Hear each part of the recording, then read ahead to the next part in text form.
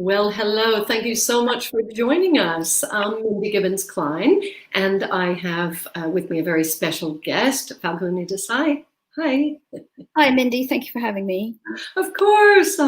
It was fascinating because we got talking about coaching and professional coaching in particular. We were just having a chat, and we realized that there are so many misconceptions, and there's a lot of interest in coaching, but people don't always know the value and the power of having a really good coach, a really professional coach, and being on some program. So my background, by the way, and then I'll let her introduce herself. So if you don't know me and you haven't followed my work, for 18 years, I've been running a company called The Book Midwife. And The Book Midwife is a very specific niche type of coaching program and methodology. It is, coaching people on books, as you might have guessed from the name. And I have had 1,000 clients come through the program and plan and write and publish their books. We've got a really strong process for my American friends, process for my English friends. And it's very, very rewarding to see people who have been thinking about writing books, but not getting on with it, or they've tried and failed, or started and stopped, or just never thought they could do it. And we've had all of those kinds of people. And through the coaching program, they get to finished manuscript stage and they just amaze themselves and me and my team. So that's my background, and I have some strong feelings and opinions about coaching. Falguni, you introduce yourself to everybody. Hi, everybody. So my name is Falguni Desai, and I'm a business growth coach. Prior to that, I was a corporate lawyer for 20 years. I started in private practice, and then most of my career was in-house. And my last role, where I was there for 14 years, was a commercial property company listed on the stock exchange, specializing in shopping centers, retail parks, and leisure. And I was in-house lawyer and company secretary there for 14 years, as I said, and then I got burnt out and I quit. And so for the last 3 years, I've been doing business coaching for small and medium-sized businesses, and I'm part of ActionCoach, which is a global coaching franchise. Yeah, and a very reputable brand as well. You know, that's something, because professional coaching, we're going to talk about it a lot more. But I know you and I have discussed the word professional. What does it mean? In fact, yes, let's discuss that now. What are your observations about the word professional, and what makes professional coaching versus just other coaching? I think with professional coaching, you have to have a structure. It has to be results driven, so that you can actually see, that whatever you're implementing is giving you the desired results, and you can track it and monitor it. And if something's not working, you can stop doing it and concentrate on something else. And so it's really about whatever you're investing in the coaching, what sort of a return are you getting in your investment? And so it's very much results driven. It's not just sort of, let's try this and see how it goes, and then, oh, well, that didn't work. Oh, maybe we should try something else. It's got to be focused. Yes. Yeah. Thanks. And I would agree 100%. I'm always doing sports analogies. I don't know why, because I'm not very sporty, but I think a lot of people understand, the metaphor of sport, and professionals. In fact, someone who's a professional gets paid, and someone who's amateur does not. And, in the Olympics, for example, they didn't used to allow any professional athletes. It's changed a bit now. But, it brings me to the question, do you always get what you pay for with coaching? Because there's lots of different kinds of coaching. So I'll just outline for everybody what you and I were talking about the other day. Yeah. Coaching in itself it's an option. It's an optional thing. So if, let's say somebody wants to improve an aspect of their life or their business, they can choose to get a coach, or they can do DIY, do it yourself. Now, when they choose to get a coach, even within that, there's a lot of different options, levels, different brands. There's one-man bands. There's, big global brands like ActionCoach. So there's a lot of choice. Would you agree? Yes, absolutely.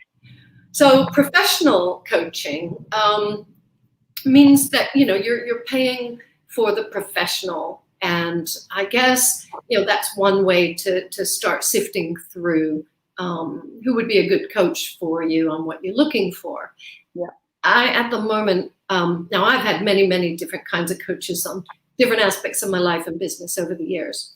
Yeah. Sometimes 2 or 3 or more at once. At one point, I had a personal trainer, a business coach, a speaking coach. I'm not sure if I had another one at the time. Wow. And these days I don't have a personal trainer, and so this is really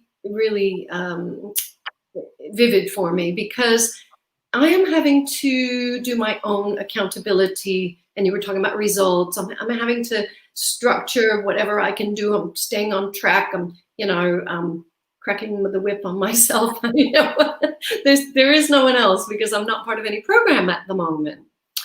What are your thoughts on all this? I really do like the sports analogy.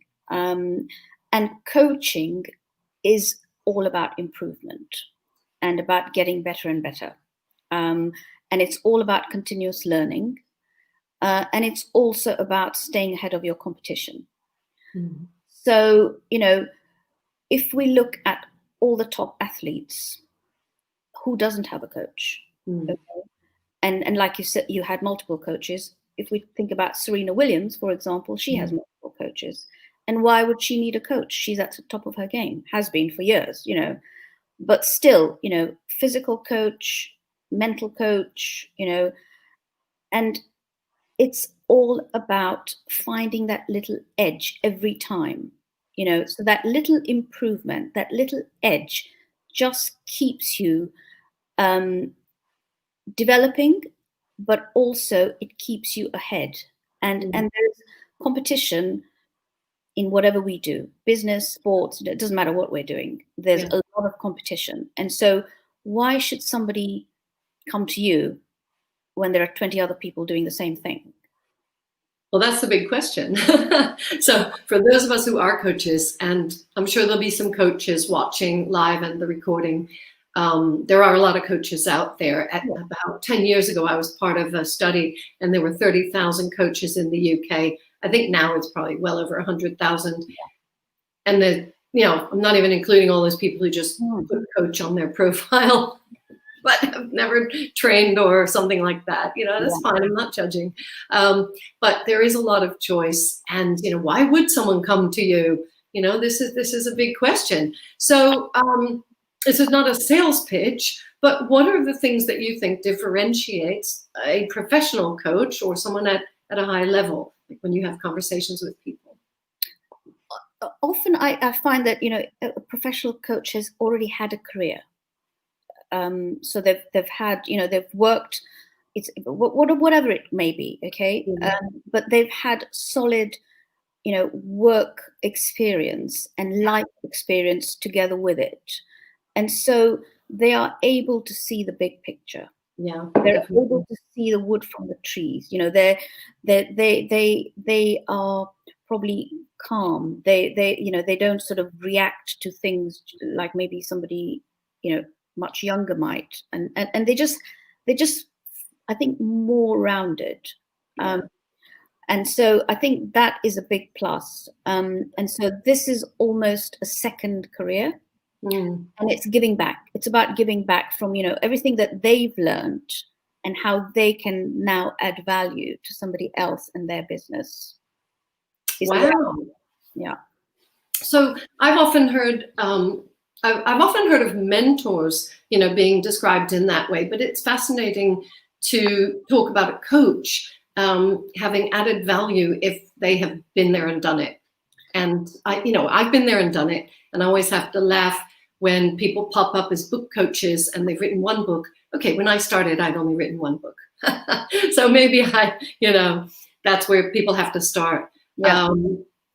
But then I know a lot of publishers who have started or are running publishing companies and they've never written any book, which to me seems a bit weird, but they're not coaching someone, I guess.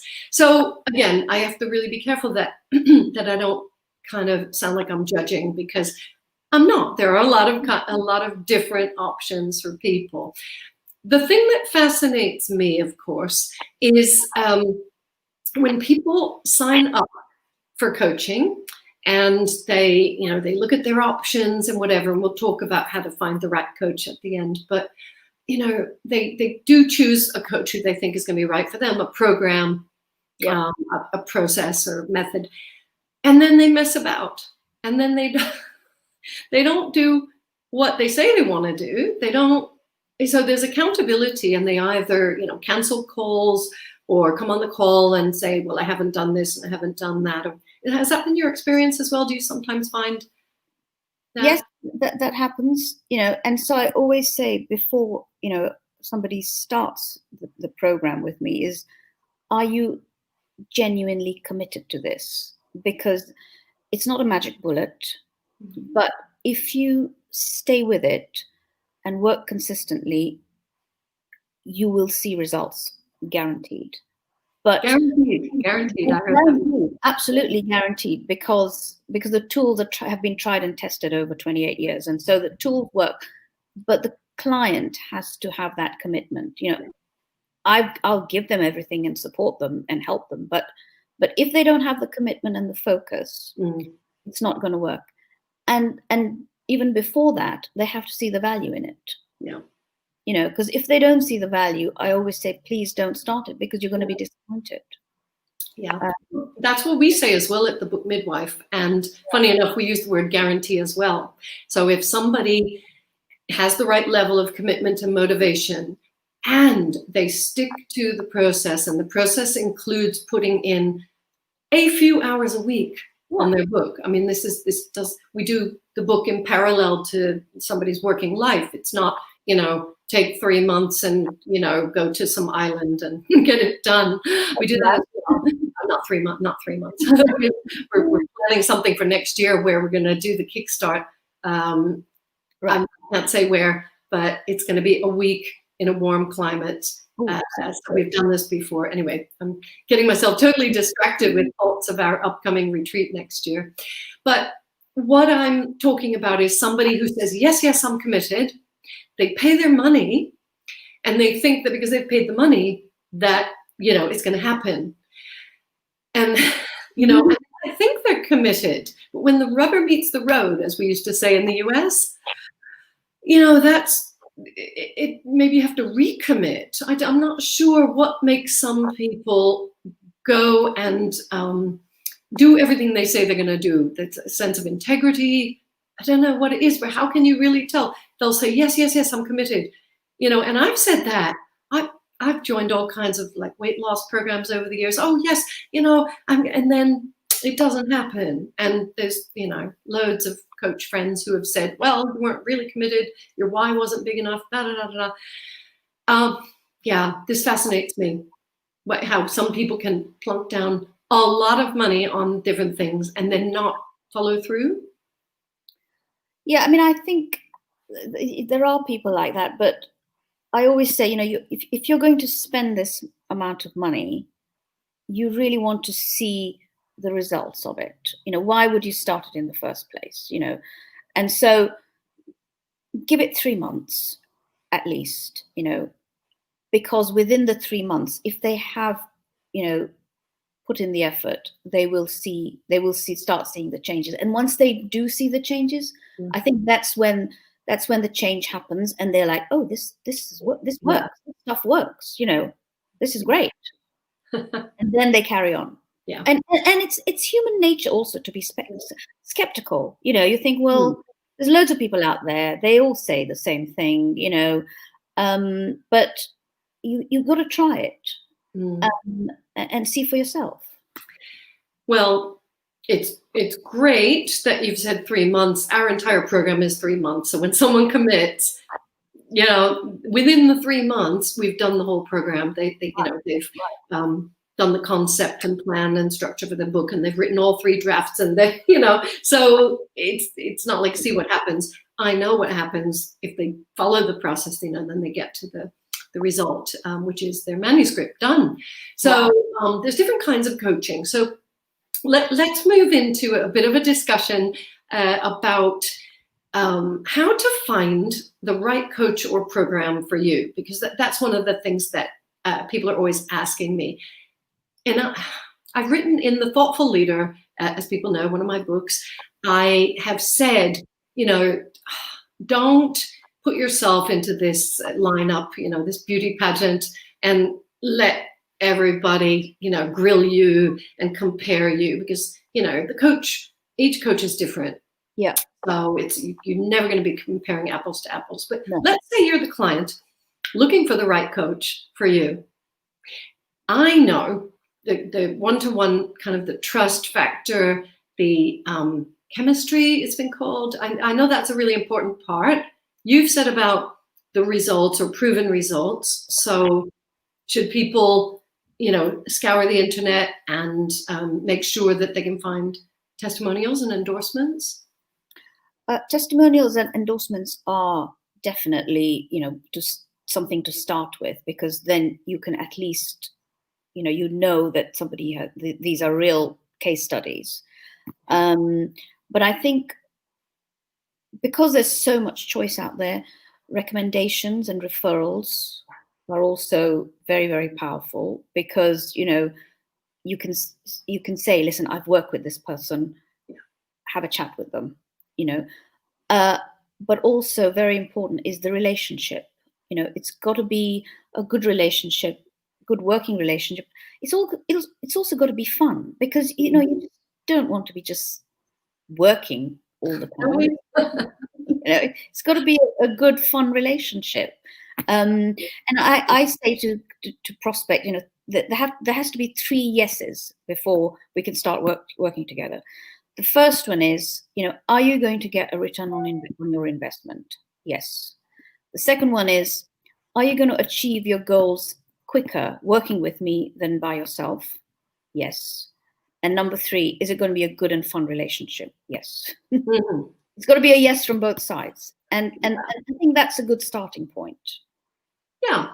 Well, the word fun and business, hearing them together, I love that, because I love my business and I love what I do, and I know you do too. And when the client loves what they do, then, it's a really, really great fit, assuming the other things are in place. I've had people start programs with a lot of nervousness, but then, as you say, when the results start coming in, they amaze themselves. Like, wow, it's actually happening. It can be very, especially the book writing. Writing a book can be a huge fear. It can induce a lot of fear. Yeah, is what I'm trying to say. Yeah. Yeah. So to be able to get past that or through that fear with coaching, with a good program, I love that. I know they can do it, but they need to experience it. One of the things that I always find amusing is when somebody comes on the phone or Zoom these days and says, I've been thinking about doing this for months or years. I had somebody the other day, 4 years they've been procrastinating. Wow. Yeah. And, they put it on you like, you're going to be my magic wand. You've got 4 years of, procrastination, disappointments, failure. It's not failure. It's just, it hasn't happened yet. But, then that puts it can put a lot of pressure on the coach who's looking to work with that client. Do you know what I mean? Yes. And of course, we don't have a magic wand. No. But I like saying to people, of course I'm on your side. Yeah. But I'm going to be your unreasonable friend. Ooh, that's a good phrase. Yeah. So I'm going to challenge you. I'm going to get you out of your comfort zone. I'm going to play the devil's advocate. But ultimately, yes, of course, I want you to get better and improve, and that's why we're working together. Yeah. But it's not it's not a chummy coffee. Okay. Yeah. Right. Well, we're not allowed to have coffees nowadays, but not together anyway. Yeah. So it's being a confidant. It's being somebody you can bounce ideas. Somebody who's gonna give you that bigger picture.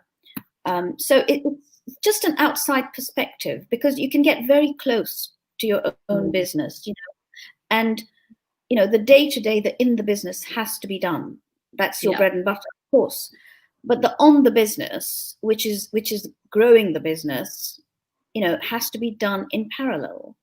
And the 5 main areas that every business has in one shape or another, the sales, the marketing, the operations, the finance and admin, and HR, all of those moving parts need to be in balance. And so you've got to continue tweaking each of those areas, and just a small improvement, if you're working regularly and consistently, will give you huge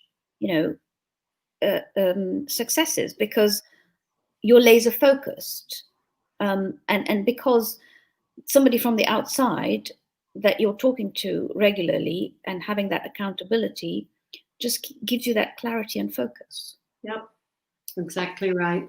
So we've talked about focus being really important, and being on any program will give someone focus, clarity, and that depends on having a good process, and the relationship with the coach. So you called it an unreasonable friend. I'm fond of saying there'll be some tough love coaching. I don't mind using the word love. The thing is, it's the objectivity, the fact that somebody else isn't so close to it. That happens for us as well at the book Midwife. That if somebody's doing a book on a DIY basis, wow, like they could do this, they could do that. I mean, how long should it be? If you're not getting input with all these things, then it's a bit kind of hit or miss. And I don't want them to miss. So, it's not about being nice. Every time I'm chatting with somebody about a book, if they've engaged me to coach them, then it's my job to say, well, look, have you considered this or that? Or let's look at the different options. Or if you go down that track, it's going to cost you sales. So I'm obsessed with helping them deliver their best book. And, that can have its best chance in the market, to help them with their profile. So in terms of, we mostly work on business books. So if we come back to business, business is business, and it can be fun, but at the end of the day, like you said, finance, the fourth thing, without the finance working, all the others could fall apart. So, we really need somebody to understand how their finances are, how coaching will impact their finances. Yep. So you have goals with your program. A good coach will have the return on the investment, not just the investment. Yeah, absolutely. Yeah. Because the other thing, everybody who's in business, whatever business they're running, they're an expert at it, because that's their field. But they also, they read business books, they listen to podcasts, they go to courses, and so they do have a lot of business knowledge. Mm-hmm. But what I find is there's a disconnect between that business knowledge and the implementation of it on a consistent basis. It's not because they don't want to do it. There's just too much going on. Yeah. Running a business is not easy. You're just spinning lots of plates. And so, like you said, doing it DIY can get you so far. But, again, there's a perception that, coaching is for failing businesses. That's not true either. If a business is really failing, that they need a different intervention. They need help, need to turn things around quickly. Yeah. But it's those businesses that are doing well. They're good businesses, but how do you make them great businesses? And that's where I think the coaching really, really helps, because you are then, as I was saying, finding that edge. Yeah, that's it. Well, there's so many similarities, which is why we agreed to do this together, because, I won't work with somebody whose business is struggling because they need to focus on that. Equally, people say, oh, I want to write a book and then I'll have the profile. I think they need to have a bit of experience, and so they can put some case studies in the book. So they shouldn't start the book on day one, even if they have pots of money. But what you were talking about is absolutely fascinating, because what we get many times is somebody wanting to write a specific book and wanting to take advice, but then arguing with that advice. Now, we don't get this often, we get this at times. So they engage the coach and they go, yeah, but. So they do have a lot of knowledge. And you know what I think, Falguni? I think, and I write about this consistently in The Thoughtful Leader and elsewhere, I think they're listening to too many influences and influencers. And they're getting themselves more confused. So just what you were saying about there's so many different podcasts and books and blogs and sites and speakers and videos and this, and people are listening to us now and going, oh yeah, okay, so that's the truth. Then they'll listen to something else tomorrow, and that there is a lot out there. Still, once you choose a coach, I think it's really useful to pay attention and listen and trust and respect that coach, because otherwise, you're paying to be in a boxing ring or something. I don't understand it. It's not a competition.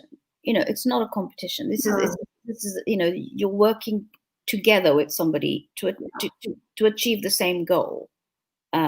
So yes, and once you have engaged somebody, give it a chance. Yeah. And I really wholeheartedly believe in the ActionCoach structure, the model, because it's been around for 28 years and it works. Yeah.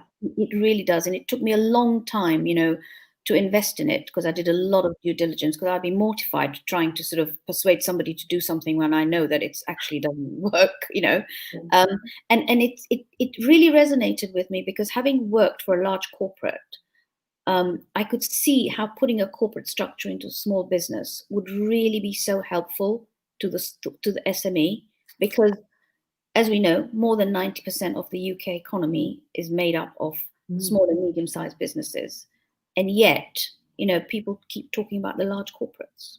Well, yeah, but they need to. But some are going to aspire to grow. Not all. Some are going to, just like to have their business at a certain level. And I've even spoken to a lot of people recently, especially during the pandemic and the lockdown, who like running their lifestyle business, and they want it to be more profitable, but they don't necessarily want to scale and have all those, issues and things that come with that. And that's perfectly fine. This is whatever, I guess it's whatever the client wants. The funny thing is, going back to this DIY or do-it-yourself concept, because I do think that this is something we need to look at in every aspect of our life. Every single aspect of our life, we can DIY or we can bring in a professional. Yep. I really believe this. So I can clean my own house. Actually, I can't. I'm really terrible at cleaning. So we've just hired a new cleaner. That's her profession. She's good at it. It's amazing. I had such a huge smile on my face that, it just started. It's like, why am I going to do something I'm not good at? And a lot of other things. Even if you get a takeaway meal or go to a restaurant, you're asking a professional to cook, well, we hope, cook that food for you. And all these other areas. I think the coach can save you time. Obviously, time is money for business people, so that ends up saving you money. If you spin your wheels, in the case of a book, I will tell the viewers, so I want to reward the people who've stuck with us and watched all the way through. If your book is not the best it can be, one possibility is, oh, well, it could have been better. Another possibility is, oh dear, this doesn't reflect well on the author. And where someone's trying to build credibility, it can actually do the opposite. So people might know this, and I'm not scaremongering, but I talk about this all the time. It's really, really, really important. And I'm sure it's the same with business coaching. And I can think of 2 or 3 examples, and you can back me up here. But with a book, if it's too long or too skinny or off track, or not compelling, or even like the packaging, the cover, people do judge a book by the cover, and then they judge the author by the book. So, I mean, I think there's a world of difference between DIY with books and using professionals to get the best book out. In business coaching, what are the caveats? So what are the possibilities if they try to do it themselves, like with different aspects of business?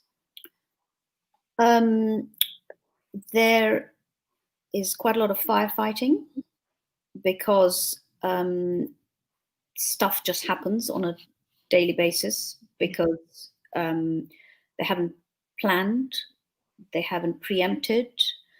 The team isn't engaged. That's a big one. Time management is pretty bad. And then if they haven't planned and things are going wrong, it starts hitting their numbers, which then that just sends them into a different frame of mind, because then it's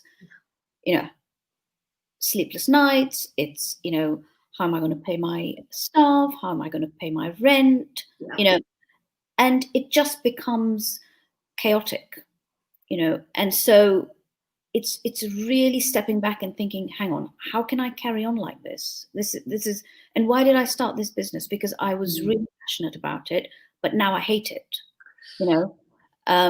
because I just don't enjoy it. They could have a really good team, but they haven't nurtured the team. They haven't made it inclusive. They haven't, it's been bad leadership, not because it's been deliberate, but it's just because it's got into this vicious cycle where, they're trying to do everything themselves. And I always say to people, ultimately, for most people, they want to sell their business, okay? Because they think, I'm going to grow this business and then I'm going to sell it and it's going to be a really good retirement. What they haven't really thought about is the business is usually highly dependent on them. And if that's the case, it's very difficult to sell, because the buyer is going to want them tied in for at least a couple of years until they hand over all that knowledge, because a lot of it is in their minds. Yeah. So really thinking, how can I have a business that can work without me ultimately? Because at this point, the structure is where they can hire a managing director, a general, managing partner, or an MD to do the day-to-day stuff, and they can, go off and spend time on strategy, or they can, just take a passive income if they're happy, or ultimately they can sell it because now it's a valuable asset. Right. Yeah, I get that. So, I mean, that's just one example of how powerful a coach can be to get somebody to the right place. Yeah. Yes. Yeah.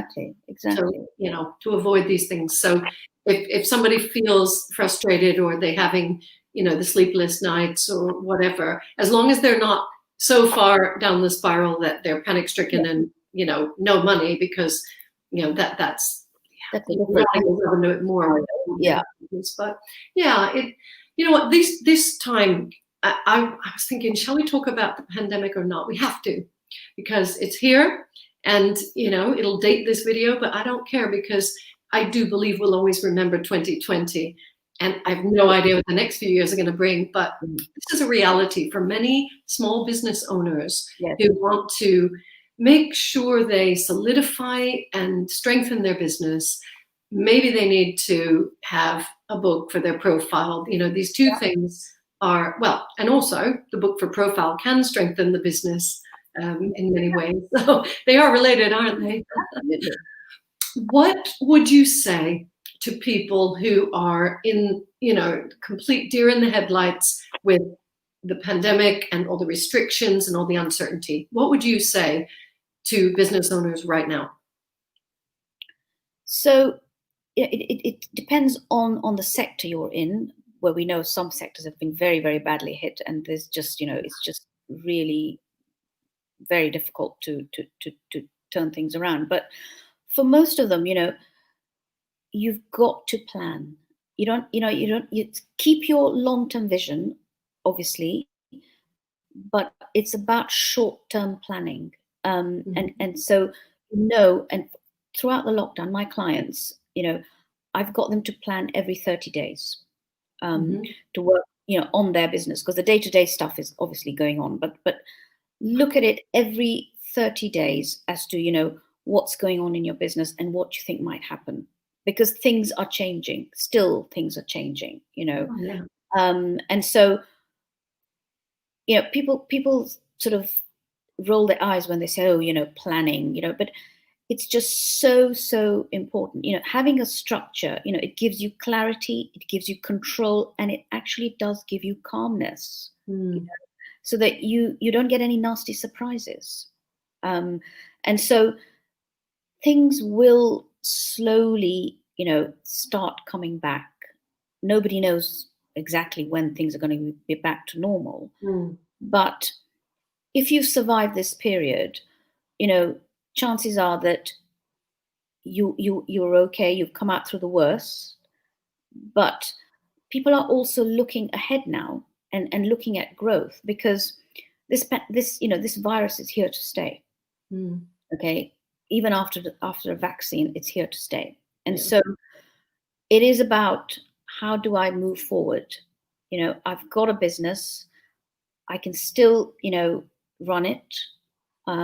I've survived it, but I want to start thriving. And so it is about planning and really thinking, what am I going to do for the next 6 months? What am I going to do for the next year? And really leveraging on what you already have. Okay, that's fantastic. Yeah, really good advice. Very practical, as we would expect from you, being a professional coach. I would just add to that. You said leveraging what you already have. I'll pick up on that phrase, because one of the things I work with business owners on is their mindset regarding themselves and their future, and in particular, their legacy. So they may be working on a book, but we're also helping people with strategies for blogs, articles, videos, speaking, and their whole thought leadership, as you know. So having that inner strength and finding a hook back into the legacy is what you're saying as well. It's planning for the future, but creating something now. I mean, it's a blessing if somebody isn't, so panic-stricken that they can't think or breathe. It's a blessing to have the extra time when we're not on trains and planes and in meetings. Most business owners I know, if they haven't had their business decimated by the pandemic, they're sitting with a bit of extra time. I mean, this pandemic has been a bit of a blessing for my business, because, all the travel stopped, all the, well, obviously for everyone, but I resurrected a group training program that we used to run, because I thought, well, I'm sitting here and a lot of people who want to write books are sitting in their houses, and I have done it once before, completely virtually. Most of the time we did it in hotels, and maybe that's not possible. Okay, can it be done? And so the creativity was born by thinking about how I wanted this to play out. And we've had 52 people go through the program in the past 6 months. Yes, because they wanted, they want the experience, they want the result, to go back to one of the very first words that you and I mentioned today. They want the result. They want to have that book done. And now the universe has given us, I'm getting a bit woo-woo here. Izanne Lewis is watching us, and she'll like this, woo-woo. We've got, a perfect opportunity to get things done, in terms of our legacy books, etc., and our business, that we didn't have before when we were running around firefighting. But I really hope that's the case. And I'm going to pursue this line of questioning with more people, because yes, there's a lot of uncertainty, but if we're not completely paralyzed by fear, is there something positive that we can get out of this, that we can create with this blessing of time? So I know it can be done, because I've seen all these people going through, and, you know, we've put our, in our publishing company, we have 50% more books coming out this year than we thought we would. Fantastic. 50%. And we found a way to fit them all into the schedule, because people decided, wow, I can't do this, that, and the other. You know what? I'll get my book done. So I guess I'd just call that flexibility, or some people say pivot. It's not really a pivot. It's the same role. It's just they didn't think they were going to get it done this year, and now they have. So we've got a few minutes left, but we don't need to take all the time. What would be your best piece of advice for any business owner, knowing what you know, just what would you have to say to any business owner right now, this minute?